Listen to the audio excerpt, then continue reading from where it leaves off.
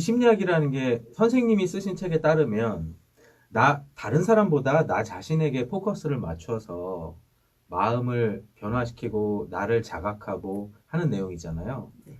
그렇게 고민을 하다 보면 그 생각이 계속 꼬리를 물고 나는 도대체 뭐 때문에 사는가 이런 해결할 수 없는 마지막 질문에 도달합니다.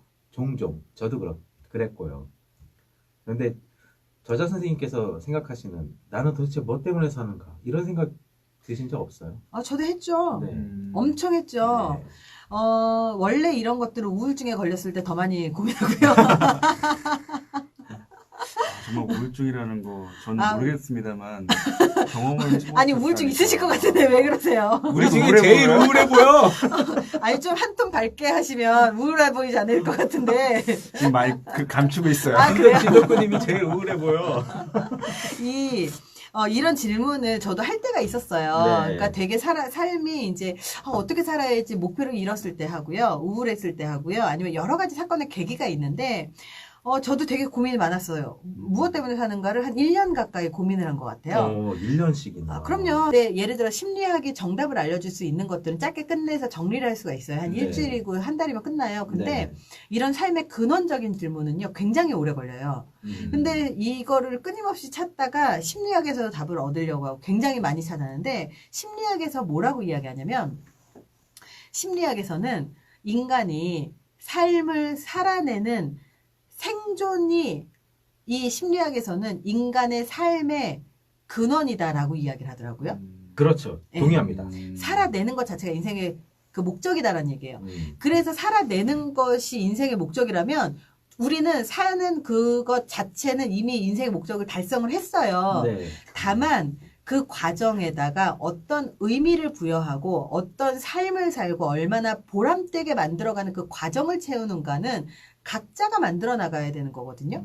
그래서 이 고민이라고 하는 것들은 결국은 이 과정을 어떻게 채우는가. 그래서 네. 그 왜 현자들이 되게 많이 이야기를 하는 게 삶은 과정이더라 이런 이야기를 하잖아요. 맞아요. 그때 네. 드디어 깨달았어요. 이 말의 의미가 삶은 과정이라는 얘기가 바로 이 과정을 사람에 따라서 어떻게 채우는가, 어떤 의미를 부여하는가, 어떤 목표를 설정을 하는가, 그리고 그걸 어떻게 달성해 나가는가에 따라서 내가 만들어 나가는 대로 만들어지는 거구나. 네. 이런 생각을 하게 됐어요. 삶은 당연히 과정 아닙니까? 삶은 죽음이 목적은 아니잖아요. 그 너무나 단순한 진리를요, 이렇게 진지하게 고민을 해볼 기회가 인간한테 별로 없어요. 정말 별로 없어요. 거기에 의의가 있군요. 네. 좋은 근데 말씀입니다.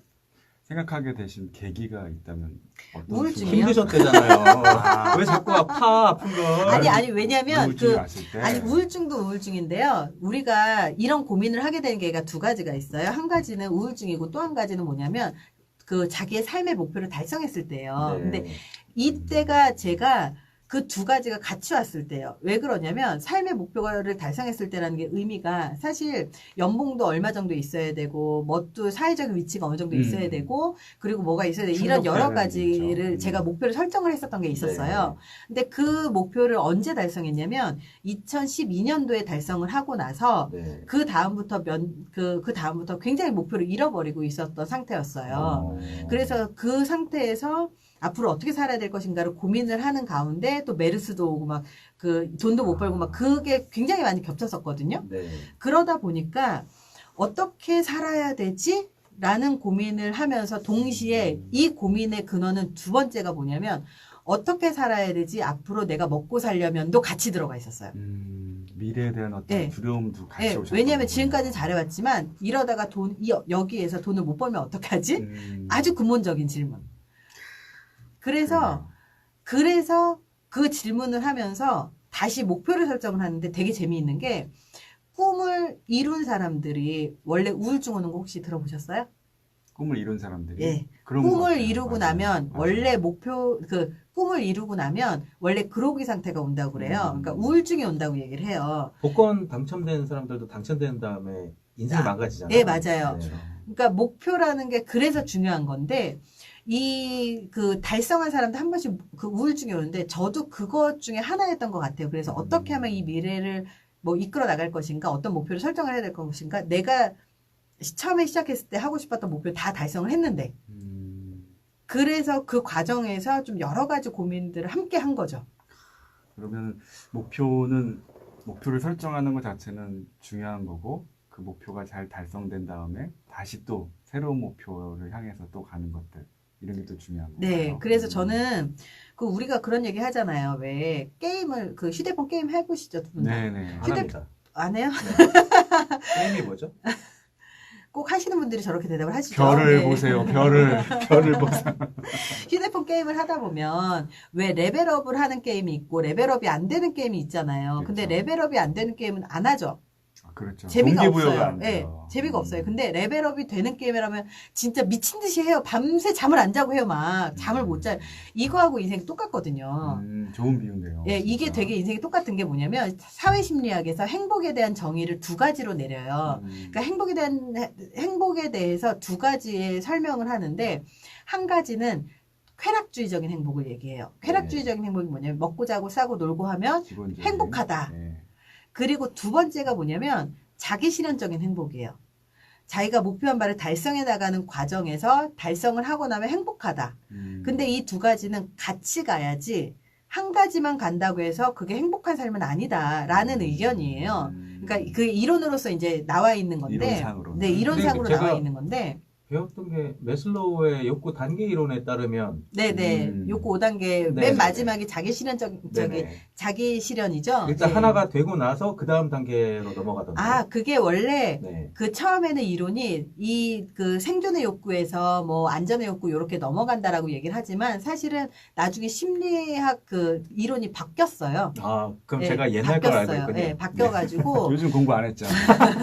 이게 꼭 그게 충족돼야 다음 단계로 나아가는 것은 아니다라고 네. 이야기를 해요. 전 그런 사람이 어떻게 살아야 되는가에 대해서 고민을 하고 그 과정을 고민을 하는 건 너무 좋은데요. 네. 저 개인적으로는 공부를 하고 심리학 이론도 배우고 그리고 거기에서 찾은 답은 네. 행복하게 사는 게 답이라고 생각을 하고 그리고 그 과정을 어떻게 행복하게 즐기느냐에 대해서 제가 그거를 이제 답을 얻었어요, 저는. 그래서 그 과정을 행복하려면 잘 놀고 네. 잘 쉬고 그리고 잘 미래를 준비해서 레벨업을 하는 것으로 저는 정해서 학교도 지금 대학원 박사과정 2개를 더 가려고 해요. 네. 지금 학위를 다 마치고 나면 그 논술 중간에도 할 수 네. 있으니까 그렇게 하려고 하고 그리고 그거를 하면서 레벨업이 되는 것 자체가 되게 즐겁잖아요. 네. 너무너무 재밌잖아요. 그리고 그 과정 속에서 노는 것도 절대 안 빠져요. 누가 술 마시자고 하면 득달같이 달려나가서 밤새 놀다 옵니다. 네. 술값